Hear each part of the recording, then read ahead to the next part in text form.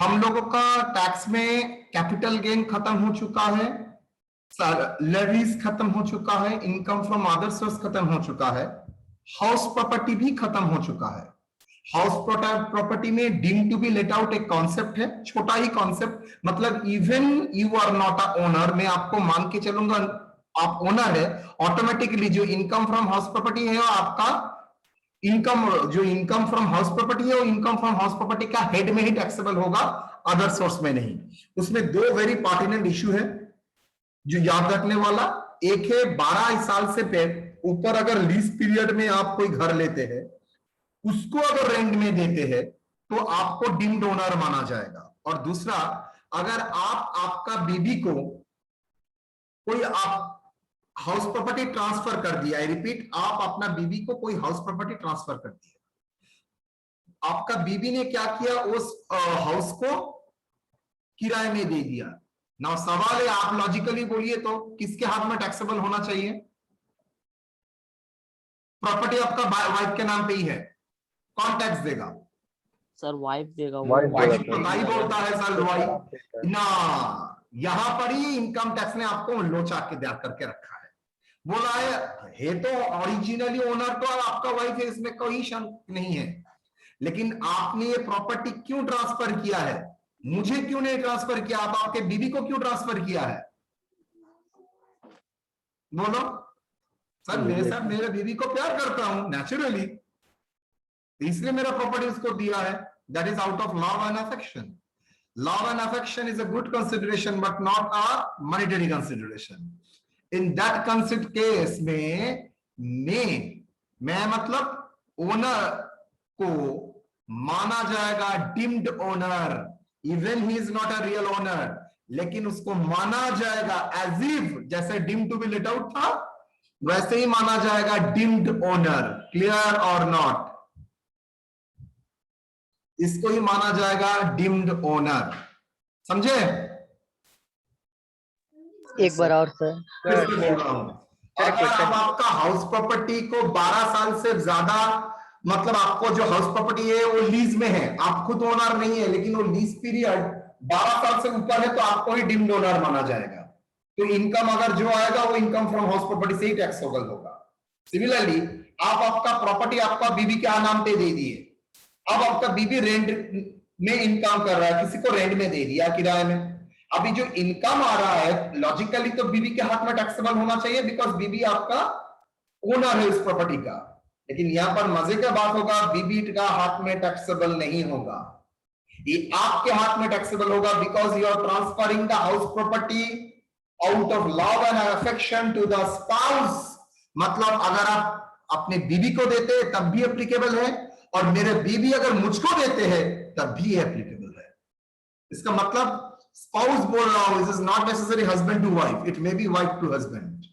मतलब out of love and affection husband wife में कोई प्रॉपर्टी अगर हाउस प्रॉपर्टी अगर ट्रांसफर होता है तो जिसने ट्रांसफर किया है, ट्रांसफरर को मैं मान के चलूंगा डीम्ड ओनर। ये only income from house property के लिए ही एप्लीकेबल है, शेयर्स, चेन, ज्वेलरी ये सब के लिए नहीं, only income from house property के लिए ही एप्लीकेबल है। इसका एक एक्सेप्शन डिफरेंट जगह है, वो आपके सिलेबस में ही है, क्लबिंग ऑफ इनकम में बाद में पढ़ाऊंगा, ठीक है? तो इन दैट सिचुएशन आपको ही माना जाएगा deemed owner.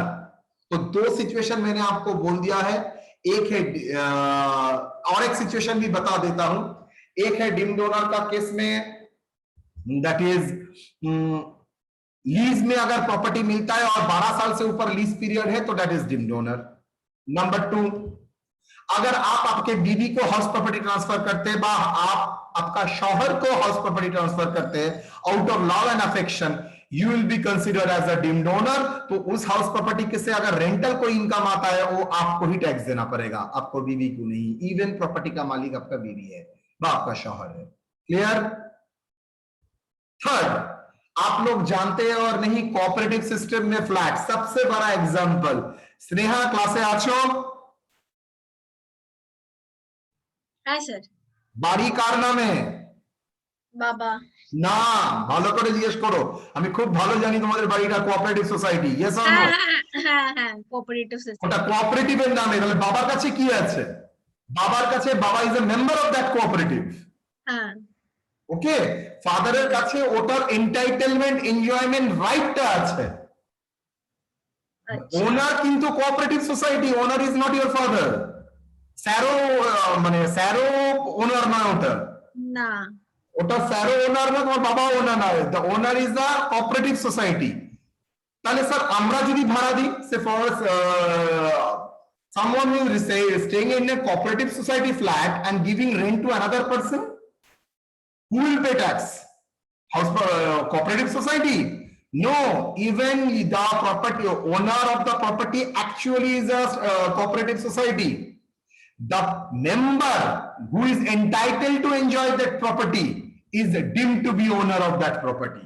Even legally owner হচ্ছে cooperative society, কিন্তু income tax ধরে নেবে the member of that cooperative society who are enjoying that right is the owner of that house property, deemed to be, as if not in real terms. Clear? yes sir तो तीन खाना में deemed to be owner concept दिलम. Number one, if it is a taken on a lease more than 12 years, so less than 12 year owner, then sir it is not a deemed to be later, deemed to be owner. So first case is taking on a rent, on a lease, the property is taken, you are considered as a deemed owner if you are taking a property on lease for more than 12 years. First. Number two, if you are transfer your property to your spouse out of love and affection without consideration, then you are to be treated as a deemed owner of that property. Okay?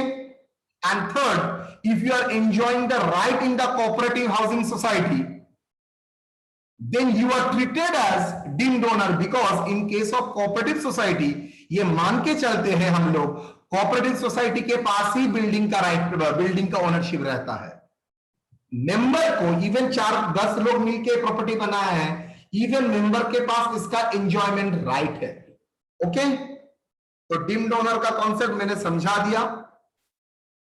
तो maximum इतना तक आ सकता है और not more than that. तो यहां तक मेरा हाउस प्रॉपर्टी का बारे में मैंने डिस्कशन किया था। एनुअल वैल्यू 23.1, 23.3, 23.4 ये सबके ऊपर डिस्कशन हुआ है।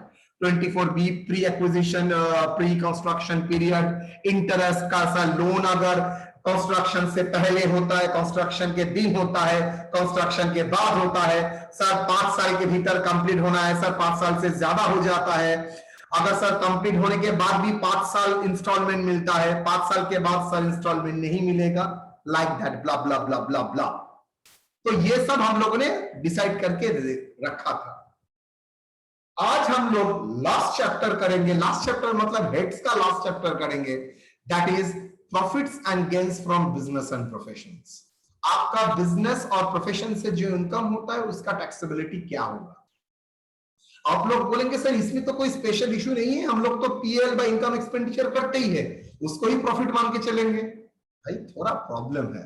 आप अकाउंटिंग में जैसे प्रॉफिट कैलकुलेट करते हैं, इनकम टैक्स उस तरीके से प्रॉफिट कैलकुलेट नहीं करते हैं। फॉर्मेट वही है, लेकिन वो लोग थोड़ा कुछ एक्सपेंसेस को वेटेड मानते हैं, कुछ एक्सपेंसेस को नॉन वेटेड मानते हैं। तो ये सब वो लोगों का थोड़ा इधर उधर मैटर है। आप लोग प्रोविजन फॉर बैड डेट को एक्सपेंसेस मानते हैं, पीएल में डेबिट करते हैं। इनकम टैक्स बोलता है कोई provision for bad debt allow ही नहीं है। आप लोग डिप्रिसिएशन चार्ज करते हैं मंथली बेसिस, जैसे होता है डे वाइज, मतलब from the date of put to use. लेकिन यहाँ पर डिप्रिसिएशन चार्ज होने का तरीका अलग है, मतलब आपका डिप्रिसिएशन कैलकुलेशन करने का तरीका और इनकम टैक्स का डिप्रिसिएशन कैलकुलेशन करने का तरीका अलग है। नेचुरली सर डिप्रिसिएशन का अमाउंट भी अलग होगा। सो बहुत सारा जगह में देयर इज अ डिफरेंस। दूसरा, अकाउंट्स में आप एक्रूअल बेसिस में कॉन्सेप्ट में काम करते हैं, लेकिन when you are computing income tax के पर्पस के लिए profit, for few example, few cases like that, few expenses like taxes, like interest, they will be only allowed as a deduction if they are paid, मतलब cash basis. so income tax कुछ item के लिए cash basis, कुछ item के लिए accrual, लेकिन business पूरा ही accrual basis of accounting. दूसरा, बिजनेस में कुछ एक्सपेंसेस का वेटेज कैपिटल एक्सपेंडिचर का कभी डिडक्शन नहीं मिलता है, लेकिन इनकम टैक्स में हम लोग देखेंगे कुछ कुछ कैपिटल एक्सपेंडिचर होते हुए भी डिडक्शन मिलेगा। सो ऐसा डिफरेंट सिचुएशन हम लोग देखेंगे जहां पर profit calculation under income tax act and profit calculation and under accounts is not a same. तो मुझे दो तरीके से प्रॉफिट कैलकुलेट करना सीखना पड़ेगा। ये हम लोगों को सीखना पड़ेगा कैसे दो तरीके से प्रॉफिट कैलकुलेट किया जा सकता है। बिजनेस में अकाउंट फिनेंशियल अकाउंटिंग जैसे प्रॉफिट कैलकुलेट करते हैं वो तो हम लोग जानते ही है, वो हम लोगों को करना नहीं पड़ेगा। हम लोगों को इनकम टैक्स अनुसार प्रॉफिट कैलकुलेट करना पड़ेगा। तो हम लोगों को बहुत सा एक्सपेंसेस देखना पड़ेगा जो कि अलाउड है, बहुत सारा एक्सपेंसेस देखना पड़ेगा जो कि डिसअलाउड है। फॉर एग्जाम्पल आप कैश में देते हैं, नॉन कैश में देते हैं, बिजनेस में कोई हेरफेर नहीं होता है, बिजनेस उसको माइनस डेबिट करता ही है, मतलब एक्सपेंसेस बोल के प्रॉफिट कैलकुलेशन के टाइम उसको माइनस करता ही है। वो कैश में दे रहे हो और नॉन कैश में दे रहे हो, बैंक में दे रहे हो और नहीं। लेकिन इनकम टैक्स में प्रोविजन है, अगर 10,000 रुपए के ऊपर आप कैश में आप देते हैं तो आपको बिजनेस का एक्सपेंसेस नहीं माना जाएगा। Even you are paying actually rent allowable है, लेकिन रेंट 10,000 से ऊपर 15,000 रेंट आप दे रहे हैं कैश में, तो डेफिनेटली वो डिसअलाउड एक्सपेंसेस हो जाएगा। ऐसा कोई प्रोविजन फाइनेंस अकाउंटिंग में हम लोगों ने नहीं सीखा, लेकिन यहां पर सीखेंगे। मतलब मुझे एक न्यू तरीके से प्रॉफिट को रिकम्प्यूट करना है, मतलब मुझे बिजनेस एंड प्रोफेशनल इनकम को रिकम्प्यूट करना है। बिजनेस मतलब those who are trading, manufacturing, service sector industries, and profession means who are basically in a professions like chartered accountant, doctors, yeah they are profession। so जो लोग अपना accounts maintain करते हैं as a profession, तो वो लोगों के लिए professional income that is gain, और जो लोगों के लिए बिजनेस है वो लोगों के लिए प्रॉफिट्स। तो हम लोगों को कंप्यूट करना है। अब मजे की बात है, कंप्यूट करेंगे कैसे? मेरे पास तो ऑलरेडी एक प्रॉफिट मौजूद है, क्या मैं पूरा प्रॉफिट को फिर से कंप्यूट करूंगा, फिर से इनकम माइनस एक्सपेंसेस करूंगा? देखिए दो तरीका है आप लोगों के सामने आएगा। एक, अब पूरा रिकम्प्यूट कीजिए, टोटल इनकम जो बिजनेस इनकम में हेड में आएगा less total expenses. For example आपने अभी तक जो एग्जांपल आपके सामने मैंने रखा था सब एक्सपेंसेस साइड, सिमिलरली मैं इनकम साइड का एक्सपेंसेस आपको बताता हूं। आप इन्वेस्टमेंट से आपको इंटरेस्ट मिल रहा है, इन्वेस्टमेंट से डिविडेंड मिल रहा है, मुझे ये बताइए तो बेटा वो टैक्सेबल होगा? वो क्या बिजनेस इनकम में टैक्सेबल होगा ना अदर हेड में टैक्सेबल होगा? सर ये स्पेसिफिकली अदर सोर्स का हेड में टैक्सेबल होगा, वो बिजनेस के हेड में टैक्सेबल नहीं होगा। ओके, मतलब मेरा इवन पीएल में तो सर सब इनकम आ जाता है, लेकिन इनकम टैक्स में only those income which are taxable under the head of business, जो आपका बिजनेस कनेक्शन है, बिजनेस रिलेटेड है, वही पीजीबीपी में आएगा। लेकिन जो इनकम के लिए अलग सा हेड ऑलरेडी मौजूद है वो उस हेड में टैक्सेबल होगा। तो टोटल इनकम कंप्यूट करने के लिए, मतलब तो बिजनेस इनकम कंप्यूट करने के लिए मेरा दो अप्रोच रहेगा, एक डायरेक्ट अप्रोच, एक indirect approach. What is direct approach? मैं देखूंगा कौन कौन सा इनकम टोटल पीएल से मैं देख लूंगा कौन कौन सा इनकम मेरा बिजनेस इनकम में टैक्सेबल है। से फॉर एग्जांपल आप लोग बोलिए सेल्स है, कमीशन है, फीस है, इनकम फ्रॉम हाउस प्रॉपर्टी है, रेंटल इनकम है, इंटरेस्ट फ्रॉम बैंक लोन है, इंटरेस्ट फ्रॉम इन्वेस्टमेंट है, डिविडेंड है। बोलिए तो 6 आइटम में कौन कौन सा आइटम आपका लग रहा है बिजनेस हेड में जाएगा?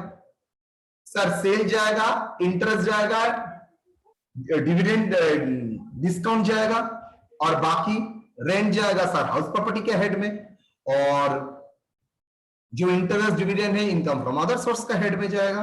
ओके, तो बिजनेस इनकम में मैं जब इनकम टैक्स पर्पस के लिए डायरेक्ट अप्रोच करूंगा तो जो इनकम मेरा पीजीबीपी हेड में टैक्सेबल होगा वही आएगा, लेस करूंगा, जो एक्सपेंसेस अलाउड है वो लेस करूंगा, करने के बाद मेरा प्रॉफिट आ जाएगा। That is the first approach.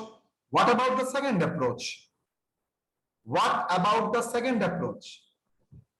Second approach is like that. Sir मुझे तो 20-25 आइटम में 3-4 आइटम में प्रॉब्लम लग रहा है, क्या मैं 20-25 आइटम को फिर से कंप्यूट करूंगा? बेटर है जो 3-4 आइटम में प्रॉब्लम है उसको एडजस्ट कर लीजिए। एडजस्ट मतलब मान लीजिए आपने रेंट दिया है 15,000, कुछ देर डिस्कशन पहले ही मैंने बताया था कैश में अगर रेंट देते हो तो वो अलाउबल नहीं है, डिसअलाउ हो जाएगा। तो मेरा इनकम अकाउंटिंग प्रॉफिट बोल रहा है 1 लाख रुपया, तो क्या इनकम टैक्स प्रॉफिट 1 लाख होगा? 15,000 माइनस करके जो 1 लाख आया था वो होगा ना, अदर देन 1 लाख होगा? पहले बोलो 1 लाख होगा ना अदर देन 1 लाख होगा? सर 1 लाख नहीं होगा। 1 लाख नहीं होगा, अदर देन 1 लाख होगा। लेकिन कितना होगा? इनकम टैक्स डिपार्टमेंट बोल रहा है मैं 15,000 को एक्सपेंसेस मानता ही नहीं हूं, मतलब 15,000 को मैं माइनस मानता ही नहीं हूं, लेकिन 1 लाख में तो 15,000 माइनस हो चुका है। क्या करेंगे? बुद्धि लगाओ।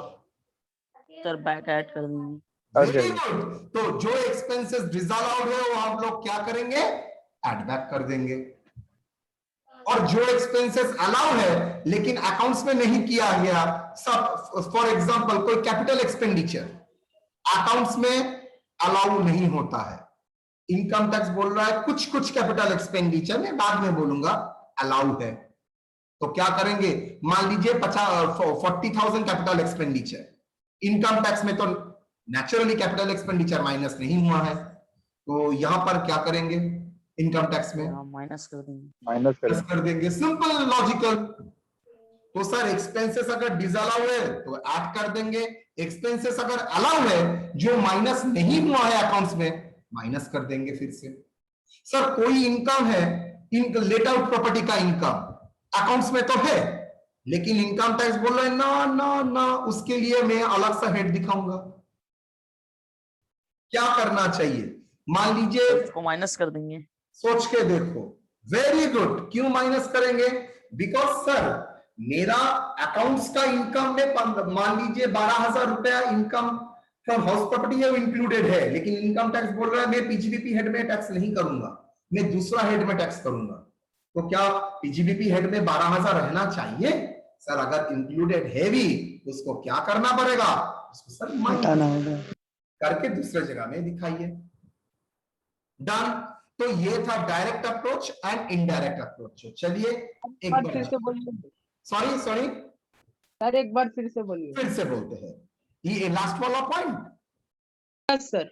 अच्छा, लास्ट वाला पॉइंट बोल रहा है मान लीजिए आपका बिजनेस में एक हाउस प्रॉपर्टी से इनकम है, हो ही सकता है रेंटल इनकम, अकाउंट्स में आप लोगों को क्रेडिट करते भी है और आप प्रॉफिट में दिखाते भी हैं, नेचुरली दिखाएंगे भी। इनकम टैक्स बोल रहा है भाई ये 15,000 100% आपका इनकम है लेकिन बिजनेस इनकम नहीं है, हाउस प्रॉपर्टी का इनकम है, लेकिन आपका बिजनेस इनकम में तो ऑलरेडी आप इंक्लूड कर चुके हैं। अगर आप इनडायरेक्ट अप्रोच फॉलो करना चाहते हैं तो क्या करेंगे? 1 लाख में 12,000 तो ऑलरेडी इंक्लूडेड है, मौजूद है, तो क्या 12,000 रुपए को रखने देंगे ना वहां से एक्सक्लूड कर देंगे? एक्सक्लूड कर देंगे सर। एक्सक्लूड करने का मतलब माइनस कर देंगे। तो वही मैंने बोला, ताज में बोला माइनस कर दीजिए। क्लियर बेटा? यस। चलिए basis of charge.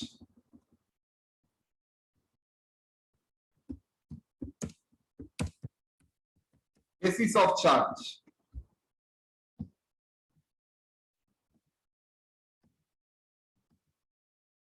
The following income are chargeable to tax under the head PGBP or profits and gains from business and profession.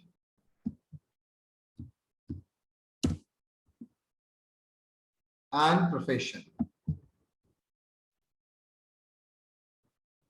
The under section 28 क्या? A, profits and gains including loss from a business or profession carried on by the assessee at any time during the year, not necessary business should be continue for 2 years. मतलब सामने book fair है, book fair में आपने क्या किया? Book fair में आपने एक स्टॉल दिया, उस स्टॉल फूड स्टॉल वहां से बहुत इनकम हुआ है, लेकिन बुक फेयर था मान लीजिए 1 महीना, 1 महीने के बाद बिजनेस बंद हुआ, क्या वो बिजनेस पीजीबीपी हेड में टैक्सेबल होगा? Very much. It is not important that business 1 साल से ज्यादा था और नहीं। अगर वो बिजनेस है, बिजनेस मतलब खरीदना बेचना, अब मैन्युफैक्चर करना बेचना, ये सब अगर एक बिजनेस है तो 100% सर ये बिजनेस में टैक्सेबल होगा, इरेस्पेक्टिव ऑफ द फैक्ट कि आप पूरा 1 साल बिजनेस था ना कम था। Business may be trading business like garment business, grocery business, or maybe manufacturing business like sweets business, fast food business, textile business. Profession may be doctors, chartered accountant, engineers, etc. Value of any benefits, gift. मान लीजिए मैं एक professional teacher हूं, मैं tuition देता हूं आप लोगों को, बहुत बढ़िया रिजल्ट करने के बाद आप लोगों ने क्या किए, मेरे पास आके मुझे एक टाइटन का वॉच गिफ्ट किया। हो सकता है 20 स्टूडेंट आके आराम से, एक स्टूडेंट भी मैं उसको दे सकता है, एक टाइटन का कॉस्टली गिफ्ट मुझे गिफ्ट किया। बोला सर ये आपके लिए है, मुझे पहले बताओ ये टैक्सेबल होगा और नहीं। मैं तुम लोगों को प्राइवेट पढ़ाता हूं, कॉलेज में जैसे हटाओ, मैं प्राइवेट भी आप लोगों को ट्यूशन देता हूं, बोलिए। और वो जो सैलरी या फीस मुझे आप लोग देते हैं ना, वो टैक्सेबल भी होता है, वेरी मच टैक्सेबल। मुझे बताइए वो आप लोगों ने मुझे जो टाइटन का वॉच दिया है एकदम फर्स्ट क्लास, वो क्या होगा, टैक्सेबल होगा और नहीं?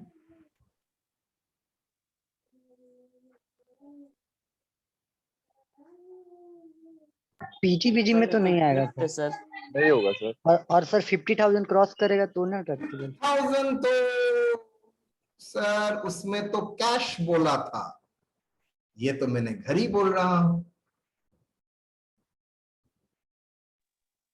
तो कैश के बारे में बोला। गिफ्ट मिल रहा है तो सर नहीं गिफ्ट होगा में ना। 5,000 नहीं होगा सर। मुझे ये बताएंगे, इतना लोग रहते हुए ताज ने मुझे एक गड्डी गिफ्ट किया, बोल रहा है सर आप मेरे लिए बहुत कुछ है, आपको मैं ताज मान लेते हैं, सीएबी बन गया, पीडब्ल्यूसी में बड़ा पोस्ट में काम कर रहा है, डेप्यूटी मैनेजर, तो ताज ने मुझको एक गाड़ी गिफ्ट कर दिया।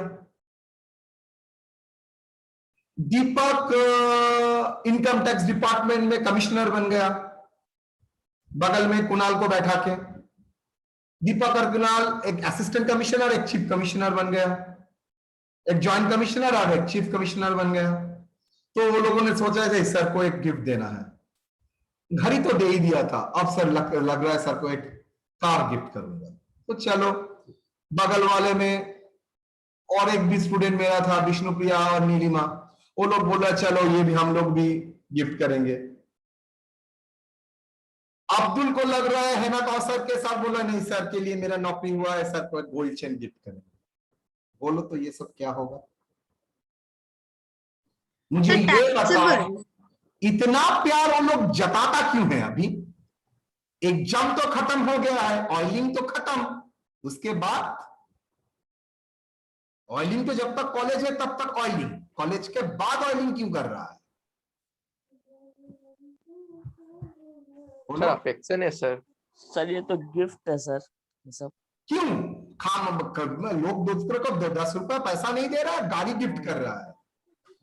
आप नहीं प्यार से समझिएगा तो gift इसको कर रहा है प्यार सर, बोलते हैं। प्यार से gift आपके कर रहा है लिए सर। हुआ है हम लोग का ऐसा, इसलिए अरे आपको गिफ्ट दे रहे हैं। Sir, it is not for you, it is for your it is for the appreciation of the service which you have rendered over the last 3 years. आप लोग आपने लास्ट 3 साल जो सर्विस दिया है उसका अप्रिसिएशन, समझ में आया? मतलब it is in connection with that service. अगर in connection with that service है मतलब वो प्रोफेशन था मेरा, must be taxable under the head PGBP. Point number B पढ़िए। Value of any benefits, gifts, perquisites arising from the business, like patient gifted motor car to his Sir? doctor.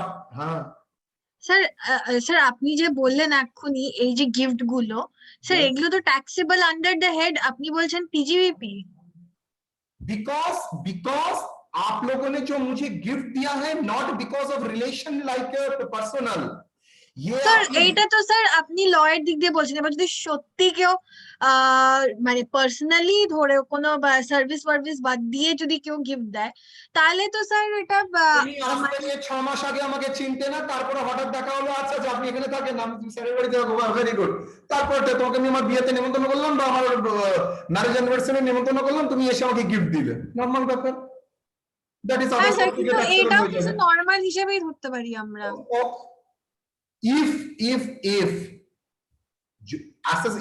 you can satisfy your assessing officer then it is okay agar assessing officer not satisfied হঠাৎ কেউ কাউকে gift দেয় নাকি একটা লোকে গাড়ি mobile phone বা ঘড়ি গিফট করছে মানে কি बैक ऑफ द माइंड तो व्हाट कुछ है मैंने तो तुम लोगों को इनवाइट नहीं किया जिसके लिए ऑटोमेटिकली गिफ्ट दिया है तुम लोगों ने कभी ऐसा कुछ किया है जहां पर बिना कारण के अपना गिफ्ट देके चले आए हैं sir out of No, sir. Humanity দিচ্ছে सॉरी আউট অফ হিউম্যানিটি দিচ্ছে আউট অফ অ্যাফেকশন হিউম্যানিটিতে গিফট দেয় স্যার দিলেও ধরুন দিল তুমি আমাকে একটা एग्जांपल বলো দেখি তাহলে তো একটা ডোনেশন হয়ে যাবে গিফট কোথায় করলো यस सर, वो तो रिलीफ में चला जाएगा। तो रिलीफ में चला जाता तो चल रहा है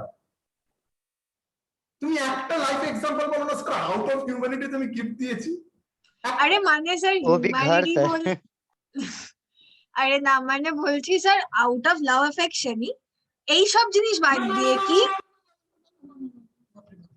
আমি লাভ অ্যাফেকশনের কথা বলিনি আমি বুঝেছি তুমি কি বলেছো আমি বয়ফ্রেন্ডকে একটা আমি আমার গার্লফ্রেন্ডকে একটা গিফট করলাম হ্যাঁ না না না না ওগুলো এখানে নয় it is in connection with the it is only in connection with the profession only that is taxable otherwise not তুমি তোমার গার্লফ্রেন্ড বয়ফ্রেন্ড তোমাকে একটা গোল্ড চেইন দিলো that is taxable if it is more than 50,000 হ্যাঁ sir that is তো taxable আর তোমার boyfriend তোমাকে গাড়ি দিলো it is not taxable under the gift ওটা আমি আগেই আইএফওএস এ यस পড়িয়েছি sir, movable Yes, asset. sir. movable asset है ওকে ওকে আর এটা হচ্ছে in connection with the profession the service which I have rendered তার appreciation তোমাদের এতদিন পরে মনে হচ্ছে no it's need to be appreciated তখন আমরা পাইনি কারণ আমরা রোজগার করতাম না আমরা এখন রোজগার করি we can afford আমরা আচ্ছা এত বড় বড় পোস্টে আছি we can afford তো স্যার এটা পিজিবিপি তে কেন হবে স্যার আমরা যখন ইনকাম ফ্রম আদার সোর্সেস এ করছিলাম তখন স্যার বলছিল যদি রিলেশন থাকে মানে ব্লাড রিলেশন বা রিলেশন তাহলে স্যার ইয়ে হবে না ট্যাক্সেবল হবে না আফটার সোর্সে যে গিফটটা এসেছিল আর এই গিফটের ডিফারেন্স আছে এই গিফটটা in connection with the service ওখানে যে গিফটটা ছিল no connection with the service my dear এই আচ্ছা। গিফটটা in connection with the service which I have rendered over the period আচ্ছা ক্লিয়ার করো জায়গাটা হ্যাঁ হ্যাঁ হ্যাঁ ফাইন পয়েন্টে ধরেছো তুমি that gift is in connection with the service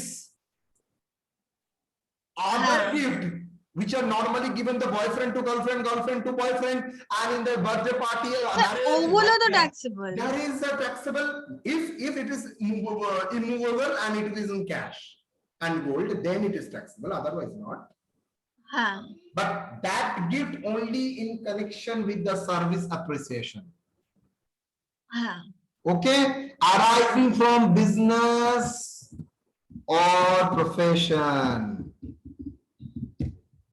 তোমরা যদি এখন আমায় গিফট কিছু করো আমি তোমাদের কিন্তু রিয়েলি প্রাইভেট পড়াই না যেহেতু প্রাইভেট পড়াই না তোমরা এখন আমাকে যেটা দেবে এটা কিন্তু under not that category because I am not doing any kind of business and profession now suppose I am giving a private tuition personnel to all of you now as a service appreciation you are giving to me clear यही question हम पूछने वाले थे हाँ मैं जानता ही हूं हर साल कोई ना कोई नालायक ऐसा ही क्वेश्चन पूछेगा ठीक है समझ में आया क्लियर और not yes sir simply gift में रहेगा तो टैक्सेबल आप लोगों ने इतना डिटेल्स में पूछा मैंने डिटेल्स में बताया उन लोगों को ज्यादा सिखाना भी मुश्किल होता है सब सवाल कर लेते हो, चलो करो।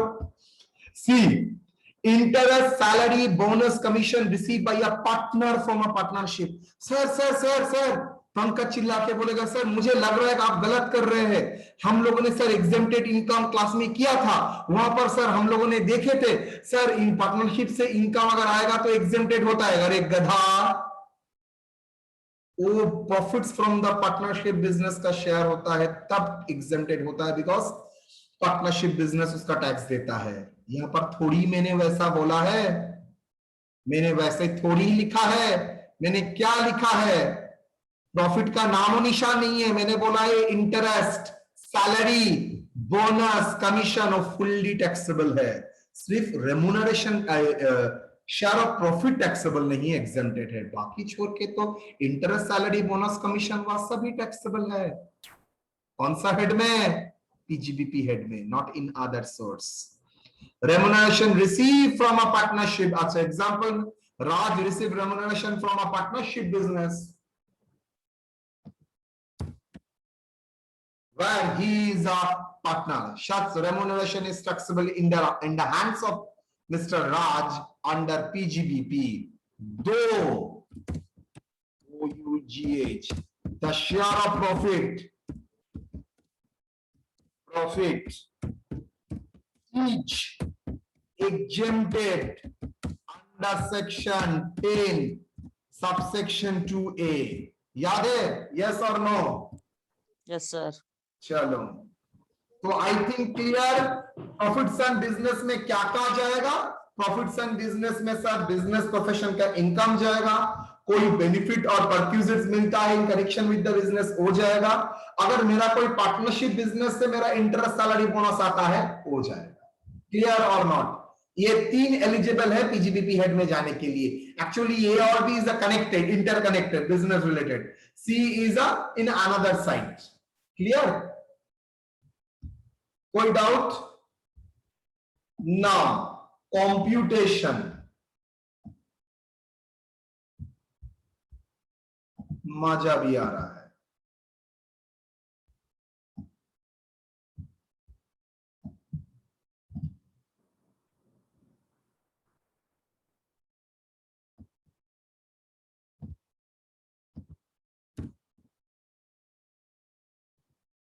बोलो कैसे कंप्यूट होगा?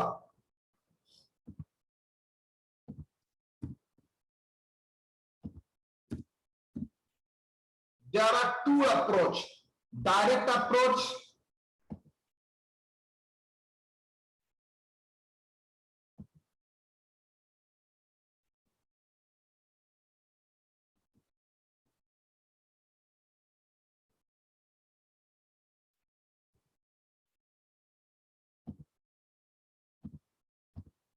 there are two approach. Direct approach मतलब compute the profits and gains from the given information directly. क्या? देखो, income under the head, income taxable under the head PGBP.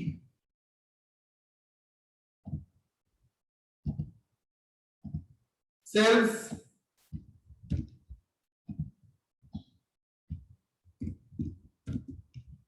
bad debt recovery, discount received, commission on professional fees received from professional service, ये सब income को एक साथ जोड़िए, less कीजिए, cost of goods sold, salary, depreciation as per income tax rule, advertisement, bad debt, discount allowed. मतलब आप simply क्या कर रहे हैं? फिर से रिकम्प्यूट कर रहे हैं। That is the profits and gains from business and profession, normally used for computation of professional income from the receipt and payment। ये टेक्निक हम लोग फॉलो करते हैं तब जब प्रोफेशनल इनकम कैलकुलेट करते हैं, बिकॉज वो लोग इनकम एक्सपेंडिचर नहीं देते हैं, वो लोग हम लोगों को रिसीट पेमेंट देते हैं। अगर रिसीट पेमेंट आपको दे दिया है, मतलब रिसीट पेमेंट में प्रॉफिट नहीं आता है, तो वहां पर हमको कंप्यूट करना पड़ेगा। लेकिन वो लोग हम लोगों को अगर प्रॉफिट कैलकुलेट करके ही देते हैं तो कैसे होगा, देखते हैं। इलस्ट्रेशन 1,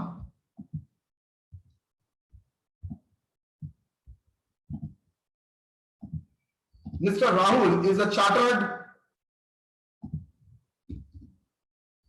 accountant, earned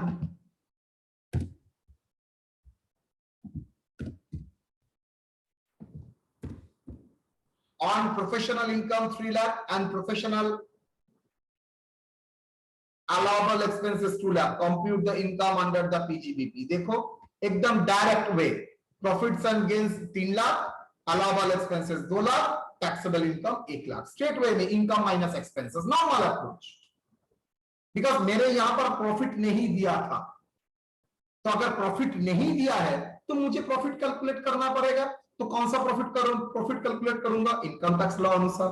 लेकिन वही अगर हम लोगों को प्रॉफिट कैलकुलेट करके देता है तो फिर से कंप्यूट करने का कोई मतलब नहीं है. हम लोग उस प्रॉफिट को एडजस्ट करके हम लोग अकाउंटिंग प्रॉफिट को कन्वर्ट करके इनकम टैक्स प्रॉफिट में लाएंगे. That is called indirect approach.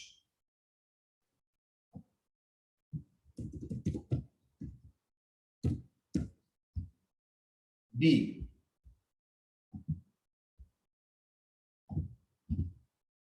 indirect approach.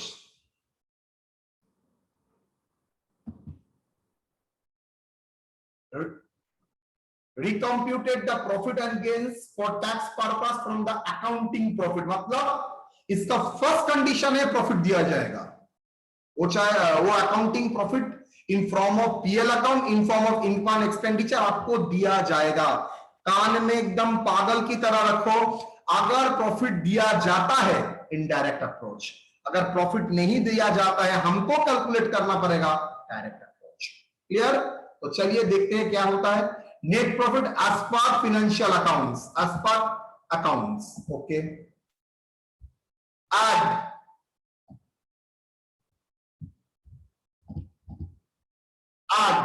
Disallowed expenses, मतलब जो एक्सपेंसेस ऑलरेडी पीएल में डेबिट हो चुका है, जैसे रेंट का एग्जांपल 15,000, लेकिन इनकम टैक्स बोल रहे बचा हुआ अलाउड नहीं है. Provision for bad date allowed हो चुका है, डेबिट हो चुका है. इनकम टैक्स बोल रहा है know kind of provision is allowed, मतलब वो डिसअलाउड है. तो हम लोग क्या करेंगे? पीएल में तो ऑलरेडी लेस कर चुका है, इनकम टैक्स बोल रहे हो लेस होना ही नहीं चाहिए, और मैं तो प्रॉफिट अकाउंटिंग प्रॉफिट पकड़ के कर रहा हूं जहां पर ऑलरेडी एक्सपेंसेस लेस हो चुका है. तो मैं क्या करूंगा लॉजिकली? अगर मैंने 2 आइटम माइनस कर ही दिया है गलती से तो क्या करूंगा? एड बैक कर दूंगा. तो एड बैक करने का मतलब जो एक्सपेंसेस पहले अलाउ हुआ था, अभी आप income tax point of view से उसको बोल रहे हैं एक्सपेंसेस डिसअलाउड. तो डिसअलाउड करना मतलब एड बैक कीजिए. Expenses debited to profit and loss account but not allowed as deduction under IT provision, income tax provision. Okay. Capital expenditure कभी भी अकाउंट्स में डेबिट नहीं होता है, मतलब माइनस नहीं होता है. लेकिन इनकम टैक्स में, बिजनेस में कुछ आइटम होता है जहां पर अलाउबल है, अलाउ कर सकते हैं. मैं एग्जांपल देता हूं, साइंटिफिक रिसर्च के लिए अगर कैपिटल एक्सपेंडिचर करते हैं वो अलाउड है, लेकिन आपका तो अकाउंटिंग में अलाउड नहीं है. तो आप क्या करेंगे? अकाउंटिंग का जो प्रॉफिट आया था उसमें तो वो माइनस नहीं था, तो आपको क्या करना चाहिए? माइनस करना चाहिए अलाउबल एक्सपेंसेस. मैंने कुछ देर पहले ही आपको बताया था. क्या बताया था? इनकम टैक्स में जैसे डिप्रिसिएशन कैलकुलेट होता है वो अकाउंट्स का डिप्रिसिएशन के साथ सेम नहीं होता है, अलग. तो मान लीजिए अकाउंट्स का डिप्रिसिएशन है 20,000 रुपया और इनकम टैक्स का डिप्रिसिएशन है 18,000 रुपीज. तो बोलिए तो लॉजिकली आपको क्या करना चाहिए? सर पहले अकाउंट्स का जो डिप्रिसिएशन है उसको डिसअलाउ कीजिए, उसके बाद इनकम टैक्स का जो डिप्रिसिएशन है उसको अलाउ कीजिए. इसका मतलब पहले एड बैक कीजिए, उसके बाद लेस कीजिए. लेस कर. Okay. Notional loss, notional profit, ये क्या होता है? फॉर एग्जांपल अकाउंट्स में आप आपके साथ ज्यादा प्राइस में भी, मतलब ओनर अपना बिजनेस से ज्यादा में ही भी माल उठा सकता है खुद का लिए, कम दाम में भी माल उठा सकता है खुद के लिए, खुद का पर्सनल यूज के लिए. लेकिन इनकम टैक्स बोल रहे हैं ना आप आपके साथ ज्यादा दिखा सकते हैं ना ज्यादा कम कर सकते हैं. मतलब आप आपके साथ प्रॉफिट भी नहीं कर सकते हैं, लॉस भी नहीं कर सकते हैं. तो ऐसा अगर नोशनल प्रॉफिट इंक्लूडेड है तो उसको लेस कीजिए, अगर नोशनल लॉस अगर इंक्लूडेड है ऐड कीजिए. आप लोग जानते हैं अकाउंट्स में क्लोजिंग स्टॉक का वैल्यूएशन का रूल है कॉस्ट प्राइस और market price whichever is lower. Income tax बोल रहा है भाई ऐसा कोई नौटंकी हम लोगों में नहीं है, मतलब cost price market price lower higher कुछ नहीं है.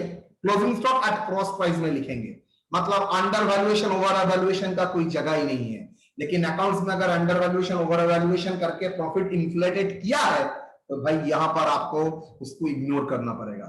मतलब अंडर वैल्यूएशन ओवर वैल्यूएशन अगर है तो उसको एडजस्ट करना पड़ेगा, अल्टीमेटली आपको कॉस्ट में फिगर लाना पड़ेगा। तो हो गया profits and gains from business and profession, that is the same thing.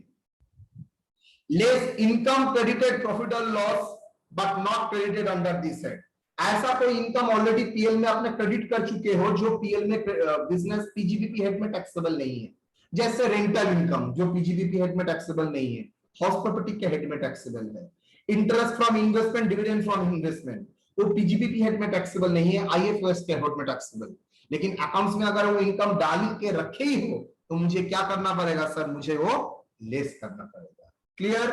That is indirect approach. Clear और not? Direct and indirect approach.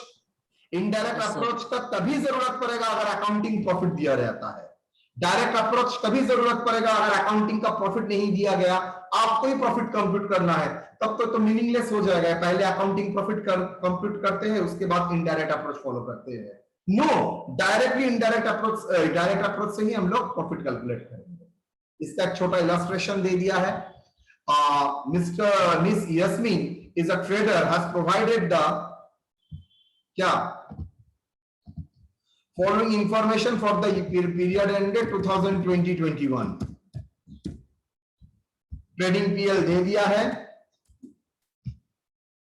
पूरा देखो दे दिया है, कॉस्ट ऑफ गुड्स और सब कुछ बोल दिया, लेकिन बोल दिया out of the total expenses under profit and loss account ₹1 lakh, disallowed expenses and income tax 40,000। तो आप बोलिए, आप क्या पूरा चीज को फिर से कैलकुलेट करेंगे, सेल्स, लॉटरी इनकम ये सब करेंगे ना, आप इनडायरेक्ट अप्रोच फॉलो करेंगे। सर इनडायरेक्ट अप्रोच फॉलो करेंगे कैसे? मैं चुपचाप जो करूंगा, चुपचाप देखिए, मैं एज पर इनकम कितना है वो ले लेता हूं। इनकम है 1,10,000, 40,000 माइनस करके ही आया था, बोल रहा है 40,000 डिसअलाउड, तो क्या करेंगे? Add expenses disallowed as per income tax act 40,000। Less allowable expenses कुछ बोला नहीं है तो नील हो गया, तो फिगर आ गया 1,15,000। Less income credited under PL but not to be assessed under this head. Lottery income कभी भी बिजनेस इनकम हो सकता है, उसके लिए तो अदर सोर्स है, तो अगर अदर सोर्स है अदर सोर्स में दिखाइए, यहां से माइनस कर दीजिए। तो देखिए मैंने यहां से माइनस कर दिया, करने के बाद हो गया मेरा profits and gain from business and profession. Clear? That is the indirect approach. मैंने छोटा दो कॉन्सेप्ट और एग्जांपल में पूरा आपको दिखाया है, ये चीज आप लोग देखेंगे। तो मैं कल का क्लास आपके साथ अलाउबल एक्सपेंसेस के बारे में बात करूंगा। डन? यहां तक कोई डाउट? No, sir. चलिए, वेरी इंटरेस्टिंग चीज, जैसे बोला है वैसे फॉलो करेंगे। आज हम लोगों ने डीम्ड ओनर का कॉन्सेप्ट भी 3 एग्जांपल एक्सप्लेन किया है, उसके साथ profits and gains from business and profession का भी इंट्रोडक्टरी क्लास रखा है। डन? चलो।